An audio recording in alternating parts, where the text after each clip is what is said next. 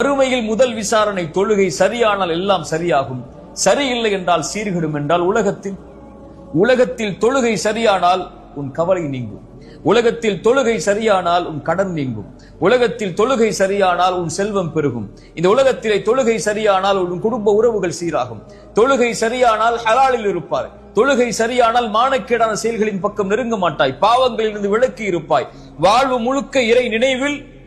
அந்த இறை நினைவு, இந்த தொழுகை உன்னுடைய வாழ்வில் இருக்கக்கூடிய கவலையை நீக்கும். இதை மறந்து இதை விட்டு நீங்கிவிட்டு கவலை வருகிறது, கஷ்டம் வருகிறது, வாழ்வில் சிரமம் இருக்கிறது, என்ன செய்வது, எப்படி வெளியேறுவது, எப்படி எனக்கு உதவி கிடைக்கும் என்று புலம்புவதால் பிரயோஜனம் இல்லை.